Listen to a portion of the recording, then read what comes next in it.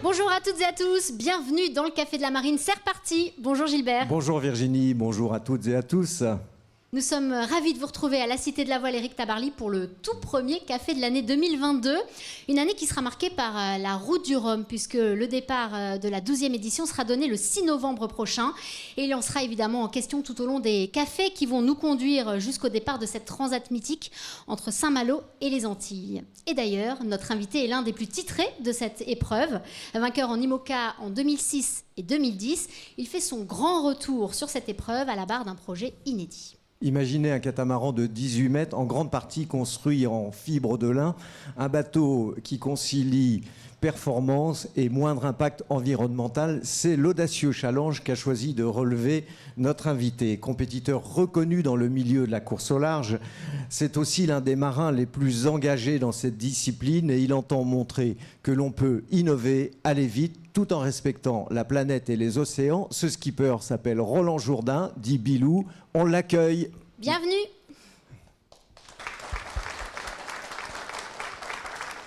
Bienvenue. Bonjour Bilou. Bonjour, bonsoir. Merci d'être avec nous pour ce tout premier café de l'année 2022. C'est un vrai plaisir de t'accueillir. On dit Bilou, c'est ton surnom dans le milieu. Est-ce que c'est un surnom qui te plaît? Tu préfères Roland et d'où ça vient d'ailleurs? Écoute, depuis le temps, ça a commencé à 14 ou 15 ans. Oui, donc ça va. Voilà, donc je me suis habitué. Roland, j'aime bien. Bilou, j'aime bien les deux, mais comme plein de choses dans la vie. Donc ça va, continuons sous Bilou, comme vous voulez. Alors on a parlé de la route du Rhum, c'est vraiment le départ de la 12e édition à l'automne prochain. Ça paraît loin et en même temps ça va arriver très vite. Bilou, est-ce que tes yeux sont tournés vers cet objectif et aussi toute ton énergie? Ah oui, mon énergie, celle de toute l'équipe, celle de toute l'équipe Kairos, Explore, le bateau s'appelle We Explore, enfin c'est vraiment un travail collectif. Évidemment, l'équipe du chantier Outre-mer qui construit le bateau, évidemment les architectes, VPLP, et puis tous nos partenaires autour de ça. Enfin, oui, tous ceux qui préparent une course savent bien que la grosse partie de l'iceberg, elle est en amont, et c'est déjà une victoire d'être au départ pour qui que ce soit. Ouais. Et on va en parler de tous ces acteurs dans un instant. Alors Virginie l'a rappelé, cette course, tu l'as déjà gagnée à 2 reprises en IMOCA, mais là ta démarche est complètement différente puisque tu t'alignes avec un bateau qui emploie des matériaux biosourcés. Comment est venue cette idée? Alors ouais, vous avez devant vous un exemple d'un schizophrène en pleine forme. Oui, tu as l'air en pleine forme. Dans des journées comme aujourd'hui, qui se réveille avec l'idée de la route du Rhum, puis 5 minutes après de l'impact environnemental, puis 10 minutes après comment faire pour garder ce bon équilibre sur le bateau ou sur soi. Enfin voilà, c'est un chemin que...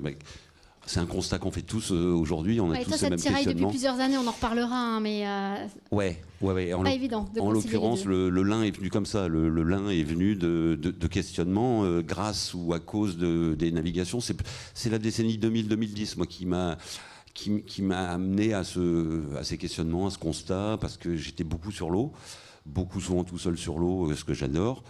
Mais tout d'un coup, pourquoi une fois, on se retourne sur le sillage du bateau et on se dit, mais au fait, le truc, là, ma passion, mes amours des grands espaces, de la compète de l'océan, et c'est quoi mon impact sur tout ça, finalement? Et là, tout d'un coup, tu as une avalanche de questions qui arrivent. Et puis on a le temps de méditer en mer. Hein. On a le temps de méditer en mer. Et donc tout ça s'est passé par combien ça coûte, mais on ne sait pas combien ça coûte. Alors on nous parlait de bilan carbone à l'époque, donc on a fait un bilan carbone. J'ai jamais été très bon dans les chiffres, on apprend des chiffres. Mais les bilans carbone aujourd'hui encore c'est pareil, c'est comme les bilans comptables, on fait dire ce qu'on veut aux chiffres. Donc à côté on a voulu aussi faire, parce qu'on est beaucoup dans le faire dans nos métiers.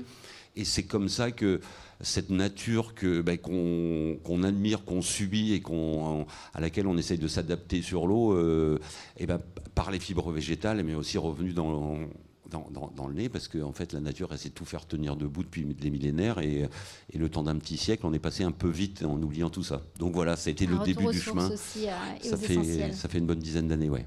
Et alors vous avez franchi une étape hyper importante cette semaine, puisque le pont a été posé sur la coque de ce catamaran, et c'est la plus grande pièce en lin qui a jamais été réalisée. Le lin, on l'a dit, il est sur ce bateau. Pourquoi la fibre de lin? Donc tu disais, on revient aux essentiels, à la nature, mais quelles sont ses propriétés et aussi ses limites? Il y a 50% à peu près de lin sur le bateau.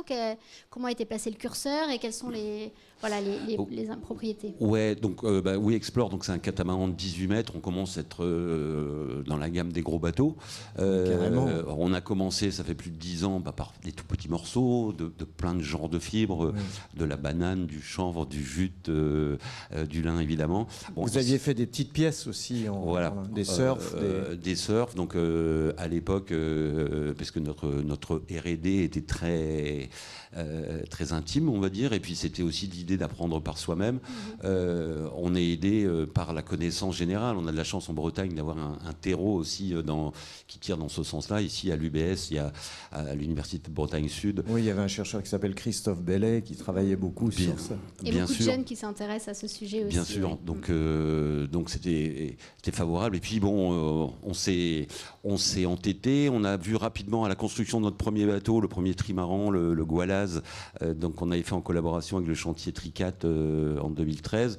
Bon, que le milieu nautique n'était pas franchement poussé vers l'avant à ce niveau-là, ce qui nous a aidé à nous entêter parce qu'on est têtus et on a continué. On a aujourd'hui, près de chez nous, à Concarneau, le chantier IDB Marine sort maintenant 2 séries de bateaux en lin, donc c'est super. Et là, avec We Explore, c'est passer un autre gap. Parce qu'on a bien l'habitude dans nos métiers de course au large, je pense, d'innover, de tenter des choses qui n'ont pas forcément été faites. Alors c'est toujours compliqué parce qu'on peut avoir une bonne idée, mais c'est la mettre en œuvre qui est difficile. Donc il y a des tas de verrous techniques, mais dans le lin, comme le reste, quand on fait une rupture comme ça, il y a aussi beaucoup de verrous de culture et d'habitude. Et donc le projet We Explore est un peu autour de tout ça, ouvrir les chakras, dire qu'on peut faire différemment. Il n'y a pas qu'une bonne solution. Ce matériau en est un excellent. On a fait naviguer, on a fait la fortune de l'ouest de la France et de bien d'autres endroits avec les voiles en lin et les cordages en chanvre. Hein. Mais Roland, forcément, ce catamaran, on connaît ton tempérament de régatier, donc il sera soumis à des gros efforts. Il fait 18 mètres, donc Virginie l'a dit tout à l'heure, c'est 50% de fibres de lin. Mais forcément, vous avez été aussi obligé d'employer du carbone, de la fibre de verre. Oui. Alors on sait faire tout en lin. On va dire on sait faire tout en lin plus petit. Aujourd'hui, là, passer à cette taille-là... Avec des règles de sécurité aussi, j'imagine, des contraintes de sécurité. Voilà, exactement. Alors, c'est le premier grand multicoque. Le multicoque a des efforts un peu particuliers par rapport à un monocoque.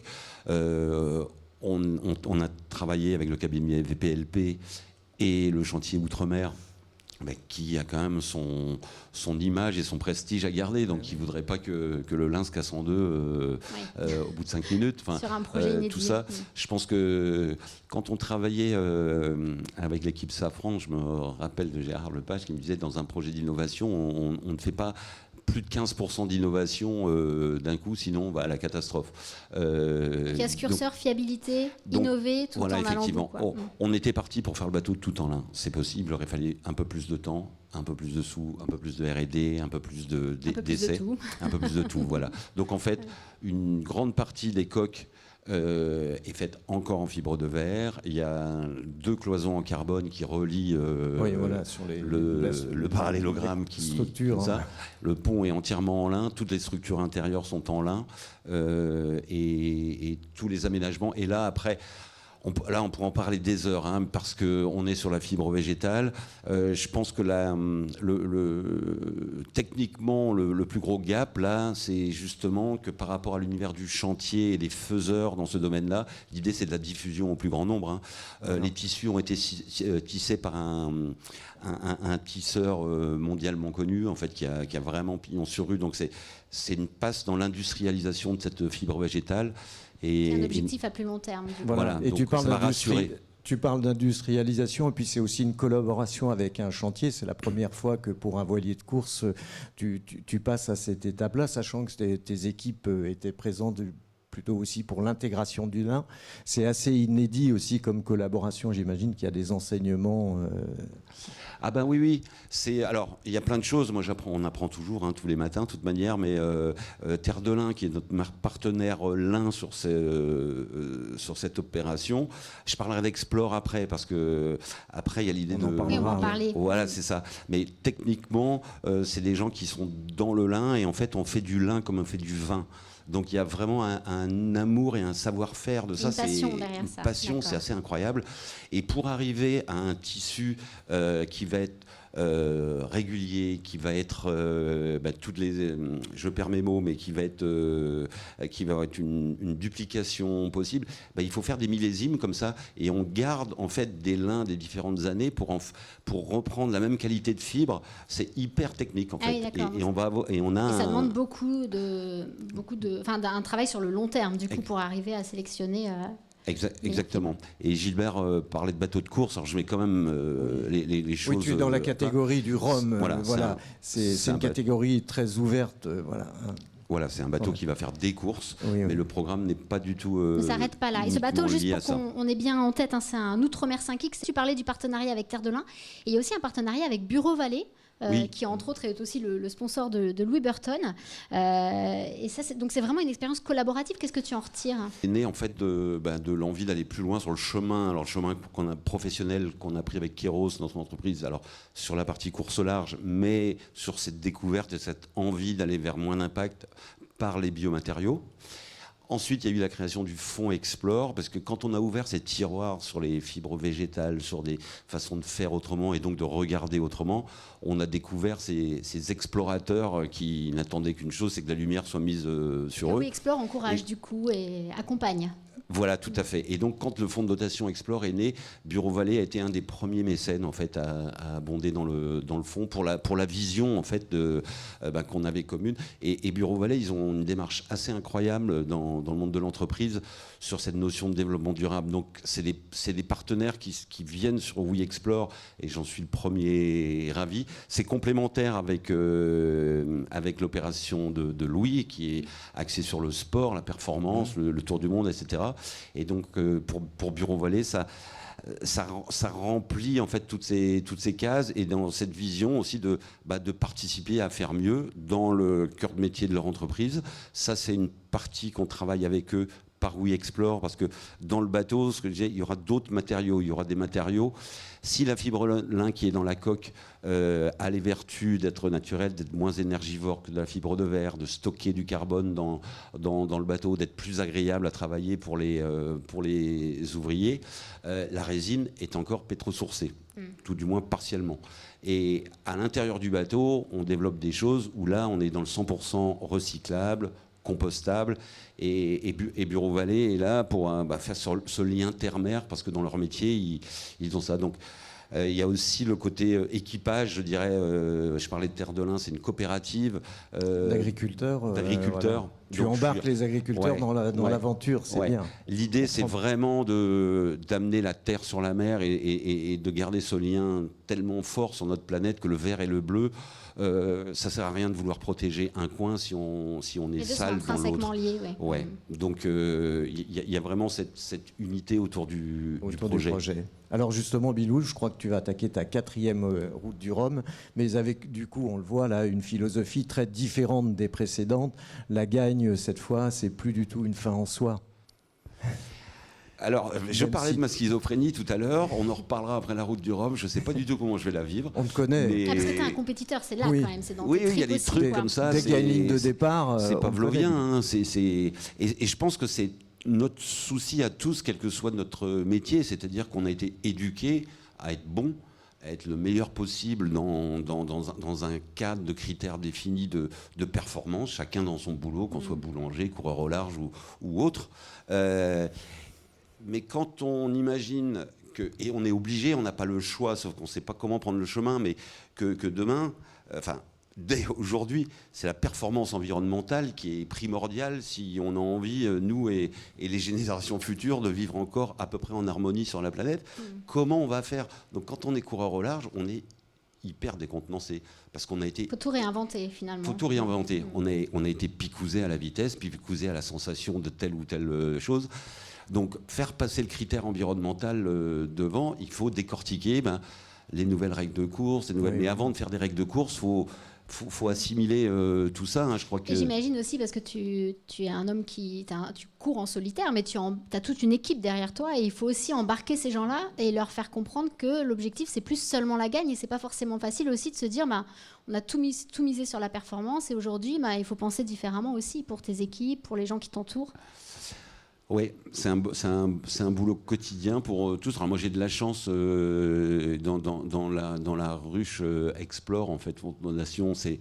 Il y a vraiment cet état d'esprit général, et ça passe dans le quotidien par les toilettes sèches, par exemple. Les toilettes sèches. Tout le monde n'en a pas dans son entreprise. Voilà, tout le monde n'en a pas dans une entreprise. Quand on les a faites pour Kairos, on devait être une douzaine, une quinzaine. Maintenant, il y a une moyenne de 40 personnes sans doute qui... mais c'est des trucs du quotidien. Comment je prends 5 minutes ou 3 minutes pour aller vider le seau, et je le fais pour les autres, et je le fais pour des bonnes raisons, parce que tous les ans ça participe à économiser, j'ai plus le nombre de mètres cubes d'eau qu'on économise, mais... Et ça témoigne d'un vrai engagement. Tout ça, c'est des petites choses précises, parce qu'on vit dans un monde super, où on est inondé par les PowerPoint, les conseils des consultants, ceci, des stratégies bas carbone, de ceci, mais après, c'est qui passe le coup de balai à la fin de la semaine dans l'atelier. Enfin, on oublie notre quotidien, et on pense que, que le métal... Et justement, en fait, Kairos, il faut rappeler que Kairos existe depuis une quinzaine d'années, et tu es l'un des skippers effectivement les plus sensibilisés à cette protection de la nature. Mais comment est venue ta prise de conscience ? Ça fait longtemps ? Ouais, je te dis, la décennie 2000-2010 a été un déclic. Est-ce que c'est parce que les enfants ont grandi et puis qu'on se dit, tiens, mais qu'est-ce qu'on va leur laisser Non, je pense qu'on commençait à en parler déjà beaucoup plus de tout ça. Donc cette problématique d'impact environnemental, une fois qu'on met le petit doigt dedans, c'est des sujets tellement passionnants. Que j'y suis parti, et on rencontre des gens super. Quand on a mis en œuvre nos premières pièces en lin, je me suis retrouvé 35 ans en arrière, quand on drapait nos premiers tissus en carbone chez avec CDK, avec Hubert et Jean. Avec la même excitation, la même passion. Et puis avec les mêmes problèmes, c'est-à-dire que les tissus, c'était des serpillères aussi, il y avait des arcs électriques, il n'y avait rien qui marchait. Et 30 ans après, c'est une norme. Donc voilà l'ambition, une des ambitions en tout cas du projet, c'est que dans 30 ans, on parlera même plus de ce qu'on se dit aujourd'hui, ça sera normal, quoi. Ça sera normal. Et alors il y a de plus en plus de marins qui s'engagent, il y a aussi le mouvement La Vague dont tu fais partie. Quel regard tu portes sur cette dynamique, justement, ces jeunes qui prennent le mouvement? Toi, ça fait un moment que tu es convaincu, mais globalement, tu trouves que ça bouge, que les jeunes sont concernés? Oui. Les moins jeunes d'ailleurs. Ouais. Pas tous les jeunes, faut pas, mais comme pas tous les vieux. Enfin, je pense que c'est pas que intergénérationnel. En revanche, moi, je l'ai vu d'abord au sein du Fonds Explore, dans le cadre des différents projets, surtout depuis 4-5 ans. Cette génération qu'on peut appeler X, Y ou Z, là, des 25-30 qui, à la sortie de leurs grandes études ou après, ou dans leur premier boulot, ils arrêtent parce qu'ils disent c'est pas pour moi. Et ils veulent pas faire des choses, c'est pas carriériste pour l'argent, c'est pas. Alors ils se créent sans t'aligner aussi, il y a besoin d'avoir du sens. Ouais. Et alors, ça crée un problème, parce que l'entreprise aujourd'hui cherche des gens de talent. Ces gens de talent là, ils ont une autre vision. Comment on va faire pour recoller les morceaux? Et dans la course au large, effectivement, par la vague, on voit qu'il y a une émergence de ça. Il y a des gens qui ont déjà passé la rive, il y a des gens qui sont au milieu du gué, et puis il y en a qui attendent. Je pense que c'est comme dans tous les milieux humains, quoi. On attend de voir ce qui va se passer, puis il y en a qui vont d'abord. Mais moi, je suis ravi. Oui, il y a plein de projets. En classe 40, par exemple, il y a un classe 40 100% recyclable qui a été mis à l'eau pour Kenny Piprol, qui était un jeune Guadeloupéen qui s'est formé ici à Lorient. Ça, c'est une autre, c'est à partir de résines différentes. Mais voilà, c'est aussi une démarche, c'est celle de l'écurie de la Louroux-Quérol, quoi. Oui. Voilà. Ouais, dans le monde de la course au large, comme dans tous les secteurs, il y a un peu tout à revoir. C'est quoi notre impact ? Notre impact, c'est effectivement la construction d'un bateau, ça coûte, mais il y a aussi tout ce qu'on fait autour, la vie de l'équipe, la communication, les médias, ce qu'on fait ce soir, ça coûte. Comment on va compenser ça ? En convainquant le plus grand nombre d'être le plus sobre possible. Enfin, c'est des calculs très embêtants. Puis là-dedans, on a aussi chacun notre petite vie à mener, donc on ne peut pas non plus tout arrêter du jour au lendemain. C'est son aspiration à une sobriété heureuse, Virginie. Oui, cette sobriété heureuse à laquelle tu aspires aujourd'hui. Alors, tu le disais, tu étais aussi et tu restes un compétiteur. Est-ce que tu as l'impression de devenir peut-être un vieux sage un vieux avec les fourneau. années Je conseille les BD à tous ceux qui ne l'ont pas lu. Mais sans doute, évidemment, que l'âge joue. Alors, est-ce que l'âge fait vieillir ou grandir ? Je ne sais pas, mais ma vision a changé. J'ai effectivement... en me regardant parfois, me dire mais je suis un bébé Bernard Tapie, quoi. On a vécu les 30 glorieuses avec le sponsoring dans un système de consommation et de loisirs qui d'un côté nous a permis de faire les plus belles machines de course du monde, et puis il suffit de se retourner pour les voir, et c'est de se dire peut-être à un moment, oui, mais bon, comme ça peut pas durer comme ça, profitons de ces acquis-là peut-être maintenant pour transformer l'essai et passer à autre chose. Je pense que la course au large, pour moi, c'est vraiment, quand on regarde un petit peu avec du recul, c'est qu'une petite... Enfin, c'est une tranche de l'histoire maritime qui continue. Donc, alors, tu as une grande carrière quand même dans la course au large, un joli palmarès. Est-ce que dans ce côté compétition, en tout cas dans cette carrière, il y a une image qui reste, un moment, quelque chose qui t'a marqué le plus, une victoire qui compte peut-être plus que les autres, ou pas forcément une victoire d'ailleurs ? Ouais, il y en a tellement, il y en a des milliers. Voilà. Non, pas une victoire, je pense, parce qu'on on a parlé la semaine dernière, là, mais sans doute que dans les petits sujets précis qui m'ont fait basculer un peu sur plus de recul, c'est quand j'ai heurté le grand cétacé dans mon Vendée Globe en 2008-2009. Des Vendée Globe, t'en as fait pas mal. On avait retrouvé des images du passage du Cap Horn, d'ailleurs, dans un de tes Vendées, où il y avait de l'euphorie, mais c'est ça, le Vendée, c'est plein d'émotions finalement. L'euphorie, puis les coups ça, durs. je sais pas des images de quel Vendée ça, c'est le Cap Horn, ça, c'est le deuxième. Dans celui où tu es justement deuxième. Enfin, quand tu es contraint à l'abandon, c'est avant le cétacé, tu es enthousiaste. Mais avant, c'est ça qui est formidable dans la course au large et nos métiers, mais le premier Vendée, au même endroit, je me fais réveiller par un paquebot qui est avec 50 000 touristes qui viennent me filmer. Et vraiment, j'ai l'impression d'arriver à la kermesse avec des cabanes à frites. Et c'est dur à vivre parce que depuis 2 mois, oui, toi, parce que tu étais seul depuis des mois et on se rend pas compte. Ça, c'est quand même inédit. Quoi, c'est un truc. Et là, tu te dis, mais c'est Disneyland ici, je rentre à la maison. Donc, en fait, cette idée, en fait, l'accélération de nos bateaux par rapport aux distances parcourues et au parcours qu'on fait, fait que finalement, cette planète qu'on parcourait en des années, puis en quasi un an, ma première Whitbread avec Eric Tabarly, là, on le fait plus de 2 fois moins vite, tout seul, quoi. Donc tu as vraiment une notion de la petitesse, finalement, la finitude. Et la fragilité, peut-être aussi. Du coup, de sa fragilité. Puis pragmatiquement, comme tu écoutes la radio, tu vois que quand tu es né, il y avait 3,5 milliards de personnes sur la planète, et qu'aujourd'hui, on est 7,5 milliards, ou bientôt 8 milliards, et que sur un bateau, quand il commence à manquer de bouffe dans les cales, l'équipage s'engueule. Donc si l'équipage de la planète augmente et que les ressources dans les cales diminuent, l'équation elle marche pas, même si tu n'as pas été à l'école, quoi. Et on est bien là. Et donc ça fait une dizaine d'années, quand on a imaginé Explore, on imaginait ces grumeaux, et donc on a rencontré par chance, par hasard, ces explorateurs qui viendront d'ailleurs sur ce bateau après la route du Rhum, pour aller plus loin que cette course. Voilà, et avec qui on va travailler le cadre de cette sobriété heureuse, mais qui passe par plein de techniques. Comment on va faire les bateaux de demain ? Alors les bateaux de course peut-être, mais là on travaille pour le bateau du plus grand nombre, en fait. Est-ce qu'on a besoin d'amener tout le confort de la terre sur la mer ? Est-ce que quand on part sur la mer, c'est pas pour aller découvrir autre chose ? Aujourd'hui, certains bateaux, ils sont plus équipés que ma maison. Des immeubles, oui. Et puis ta philosophie, c'est aussi d'être dans la transmission, le partage au sein de Kéros, mais aussi par exemple sur le Vendée Globe, on l'avait vu avec Kojiro, tu as aussi accompagné Yannick Bestaven et puis Maxime Sorel. Tu vas continuer si tu as un peu de temps. Oui, parce que c'est des gens. Puis là, il voit tout son super, agenda, il se dit oui, enfin bon, non, bref. je sais En tous les cas, c'était. C'est un grand plaisir la transmission. Moi, j'ai pas navigué en course, en première ligne depuis quelques années, mais je garde les fesses sur les bateaux régulièrement. Bon, avec des gens comme Kojiro, c'est.